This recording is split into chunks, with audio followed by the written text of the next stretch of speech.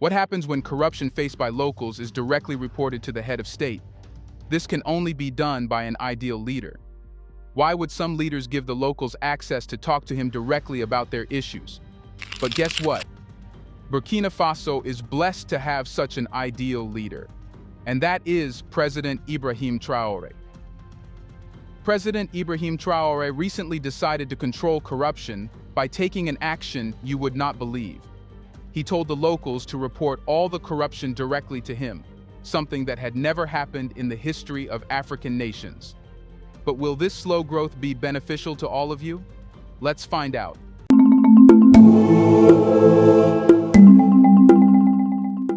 Seems like Burkina Faso is done with corruption. President Ibrahim Traore has talked about corruption in a very bold way. He said that wherever you see corruption in the system, report it directly to him, and he will tackle it.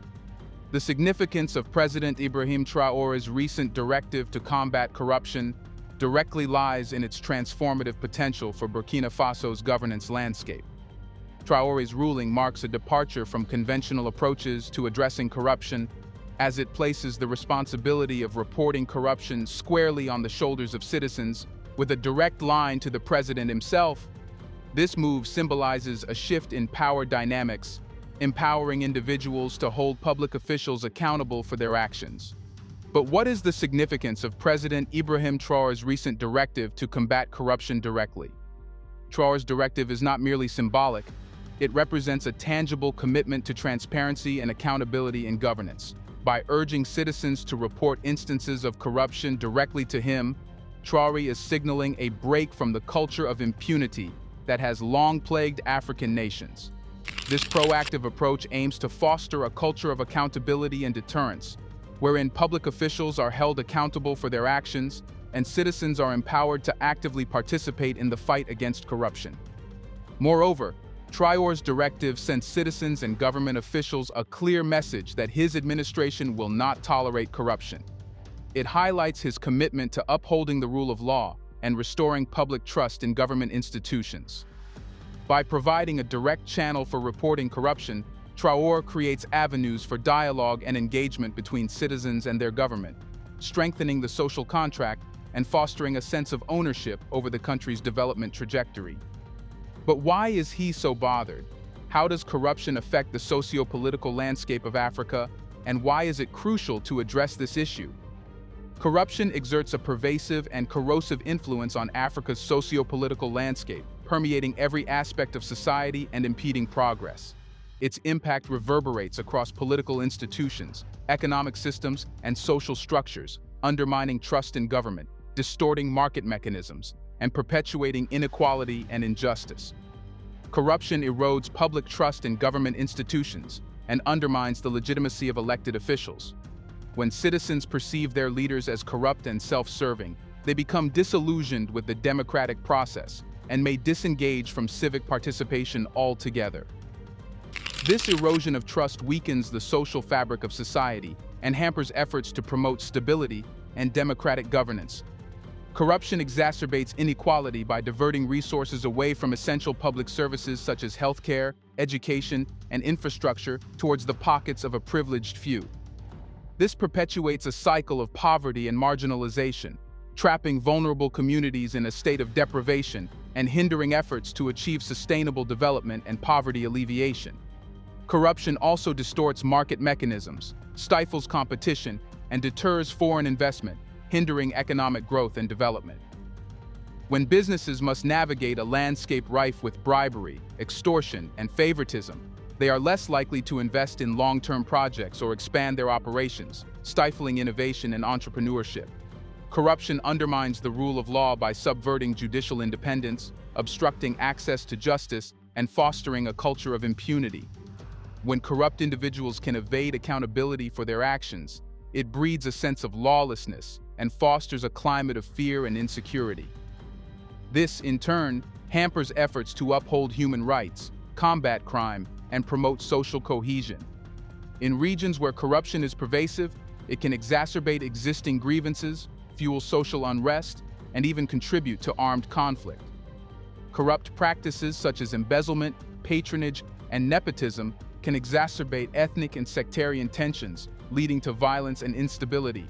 Addressing corruption is, therefore, crucial for promoting peace, stability, and conflict resolution in conflict-prone regions. Whether other nations do nothing or not, Burkina Faso is very active in dealing with corruption.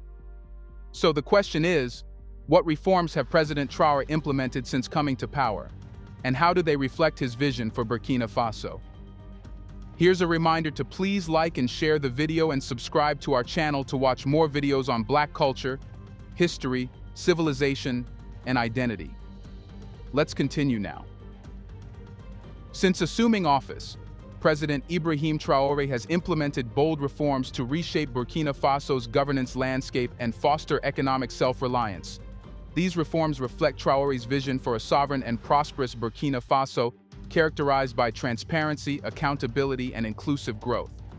Traore has taken proactive steps to reclaim Burkina Faso's natural resources and ensure they benefit its citizens. He has renegotiated resource contracts with multinational corporations to ensure fair compensation and greater local ownership of resource extraction projects.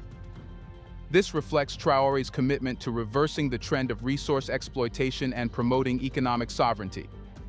In response to Western reluctance to engage with Burkina Faso, Traore has pursued new international alliances, particularly with countries like Russia.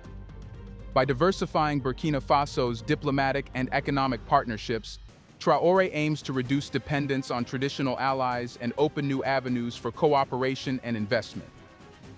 Traore has emphasized the importance of civic engagement and public participation in governance. He has encouraged dialogue between citizens and government officials through town hall meetings and public forums. This reflects Traore's belief in the power of grassroots activism and citizen empowerment to drive positive change. Traore's recent directive to combat corruption directly exemplifies his commitment to rooting out systemic corruption within Burkina Faso's government institutions. By urging citizens to report instances of corruption directly to him, Traore is signaling a zero-tolerance approach to graft and malfeasance. This reflects his vision of a transparent and accountable government serving people's interests. Traore has also prioritized investment in education, healthcare, and social services as part of his vision for human capital development. He recognizes that sustainable development requires investing in the well-being and prosperity of Burkina Faso's citizens. By improving access to quality education and healthcare, Traore aims to unlock the full potential of Burkina Faso's human resources. But how does Traore's directive differ from traditional approaches to governance in Africa? And what implications does it have for citizens and public officials? Traore's directive to combat corruption directly represents a departure from traditional African governance approaches, often characterized by top-down decision-making, limited accountability, and a lack of transparency. Unlike conventional methods that rely on bureaucratic channels and oversight bodies to address corruption, Traore's directive places the responsibility of reporting corruption directly into the hands of citizens, with a direct line to the president himself. This approach has several implications for both citizens and public officials. Traore's directive empowers citizens by giving them a direct role in combating corruption. By providing a clear and accessible channel for reporting corruption to the highest office in the land, Traore is fostering a sense of civic duty and responsibility among citizens. This empowers individuals to actively participate in governance and hold public officials accountable for their actions. Traore's directive promotes transparency and accountability in governance by creating a culture of openness and scrutiny. Public officials now know that their actions are subject to public scrutiny, and citizens have a direct means of holding them accountable for wrongdoing. This increased transparency can help deter corrupt practices and promote ethical behavior among public officials. Traore's directive raises the bar for public service by setting clear expectations for integrity and ethical conduct. Public officials are now held to a higher standard of accountability, knowing that any acts of corruption will not go unnoticed or unpunished. This can help instill a sense of professionalism and dedication to duty among public servants, fostering a culture of service excellence. By soliciting citizen input and involvement in the fight against corruption, Traore's directive can help rebuild trust and confidence in government institutions. When citizens see that their concerns are taken seriously and addressed promptly, they are more likely to trust in the integrity of their government and participate actively in civic life. This can help strengthen social cohesion and promote national unity. For public officials, Traore's directive presents both opportunities and challenges. On the one hand, it offers an opportunity to demonstrate commitment to transparency and accountability and build public trust. On the other hand, it places added pressure on officials to conduct themselves with integrity and address corruption swiftly and decisively. Public officials must adapt to this new paradigm of governance and embrace the principles of accountability and service to fulfill their roles effectively. Many experts say Traore's approach and Rwanda's national dialogue are similar in fostering accountability and citizen engagement. That means some other African nations are also working on dealing with corruption. But how are the strategies similar? Several parallels can be drawn between Traore's approach to governance, particularly his directive to combat corruption, and Rwanda's national dialogue in fostering accountability and citizen engagement. Traore's approach and Rwanda's national dialogue will prioritize directly engaging citizens to foster accountability and transparency. In Rwanda's national dialogue, citizens can voice their concerns and grievances directly to government officials, including the president. Similarly, Traore's directive encourages citizens to report instances of corruption directly to him, bypassing bureaucratic channels and ensuring that their voices are heard. Both approaches promote civic participation by empowering citizens to play an active role in governance. In Rwanda, the national dialogue encourages citizens to participate in decision-making and policy formulation, fostering a sense of ownership and accountability among the population. Similarly, Traore's directive empowers citizens to act against corruption by providing a direct channel for reporting wrongdoing and promoting civic engagement and accountability. Traore's approach and Rwanda's national dialogue prioritize transparency and accountability in governance. In Rwanda, the national dialogue aims to enhance transparency in government operations and hold public officials accountable for their actions. Similarly, Traore's directive to combat corruption directly signals a commitment to transparency and accountability by clarifying that corrupt practices will not be tolerated under his administration. Traore and Rwandan President Paul Kagame demonstrate strong leadership commitment to reform and anti-corruption efforts. Kagame's leadership style emphasizes accountability, efficiency, and integrity, and he has taken bold steps to combat corruption and promote good governance in Rwanda. Similarly, Traore's directive reflects his commitment to rooting out corruption and promoting transparency in Burkina Faso, signaling a departure from the status quo and a determination to bring about meaningful change.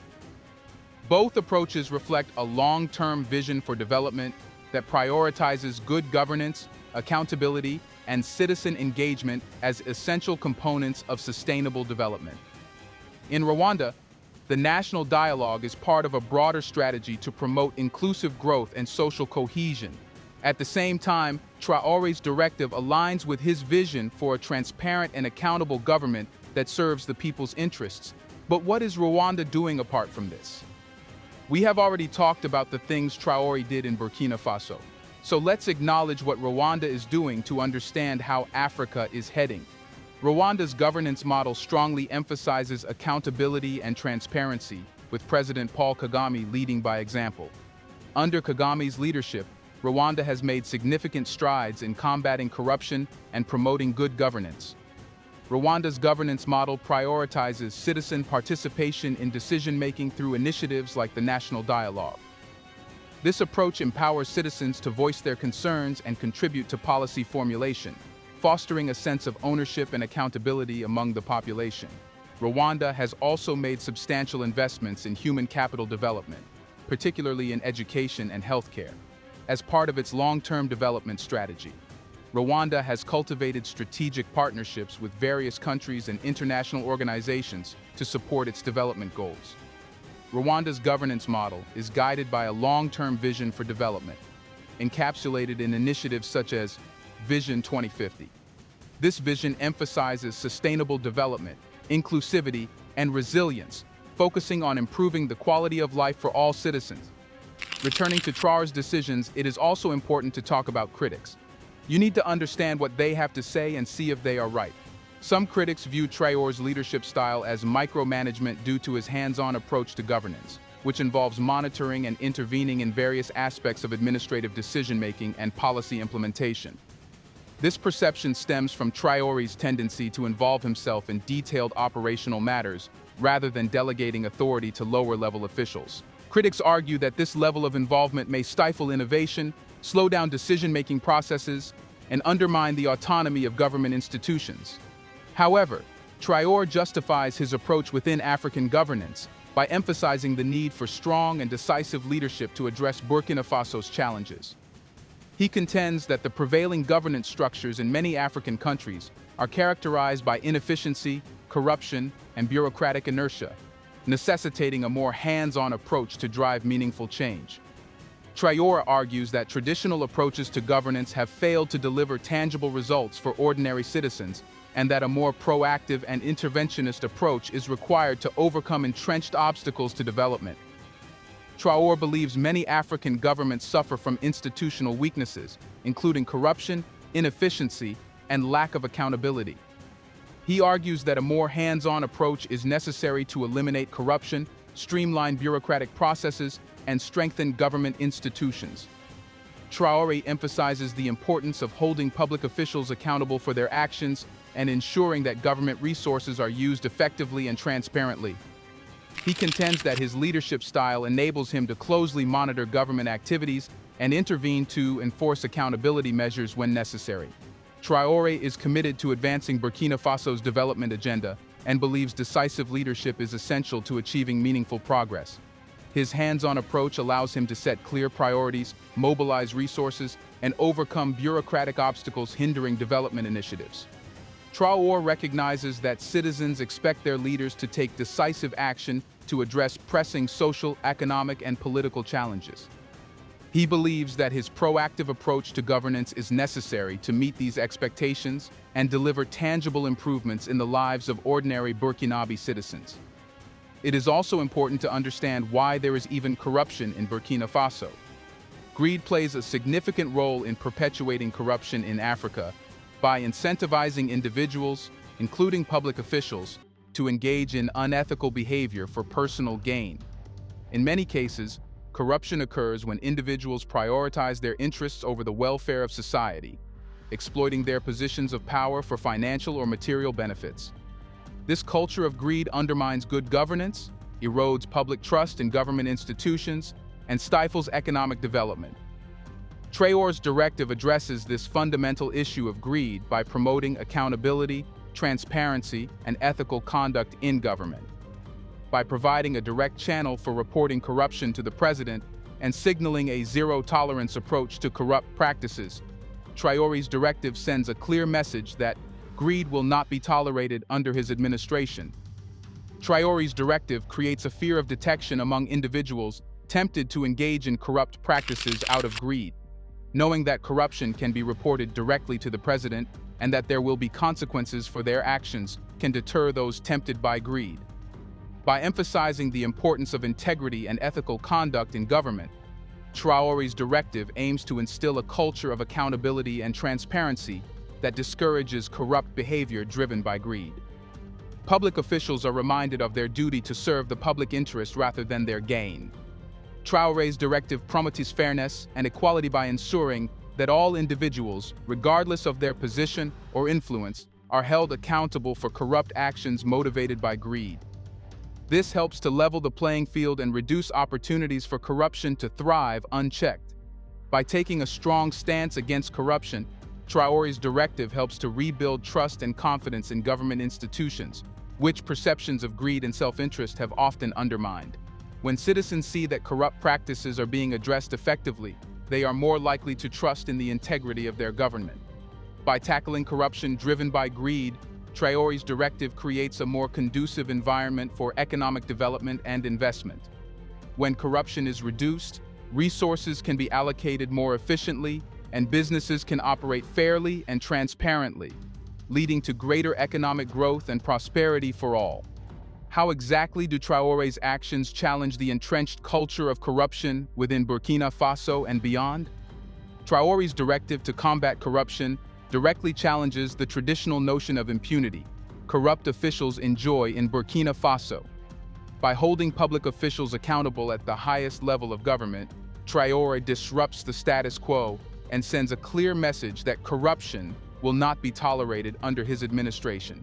As we know, Traore's actions promote transparency in government operations by encouraging citizens to report instances of corruption directly to him. This increased transparency undermines the secrecy and discretion that often facilitate corrupt practices, making it more difficult for corrupt officials to operate with impunity. Traore's directive empowers citizens to combat corruption by providing a direct channel to report wrongdoing. By involving citizens in the fight against corruption, Traore challenges the notion that corruption is an inevitable part of political and social life and demonstrates that ordinary people have the power to hold their leaders accountable. Traore's decisive action against corruption demonstrates political will and commitment to reform, challenging the perception that corruption is an insurmountable problem. By addressing corruption head-on, Traore sets a precedent for future leaders and signals that corruption is not a tolerated or accepted practice in Burkina Faso. Traore's actions can influence other countries in the region and beyond by demonstrating that it is possible to combat corruption effectively with strong leadership and political will. As Burkina Faso gains recognition for its efforts to tackle corruption, it will inspire other countries facing similar challenges to take action and implement anti-corruption measures. Let's end the video with a simple question. How do Traore's bold initiatives inspire hope and optimism for a brighter future in Burkina Faso and across Africa? Traore's proactive stance against corruption demonstrates strong leadership commitment to combating this pervasive issue. By taking bold initiatives to tackle corruption head-on, Traore sets a precedent for other Burkina Faso leaders, showing that it is possible to challenge the status quo and prioritize the people's interests over personal gain. Traore's actions promote transparency and accountability in governance by holding public officials accountable for their actions. By creating mechanisms for reporting corruption directly to the president and enforcing consequences for wrongdoing, Traore's initiatives help to root out corrupt practices and instill trust in government institutions. Traore's initiatives empower citizens to actively participate in the fight against corruption by giving them a voice and a means to hold their leaders accountable. Traore's actions to combat corruption create a more conducive environment for economic development and investment in Burkina Faso. By reducing corruption and promoting transparency, Traore's initiatives help to attract foreign investment, stimulate economic growth, and create opportunities for prosperity and development for all citizens.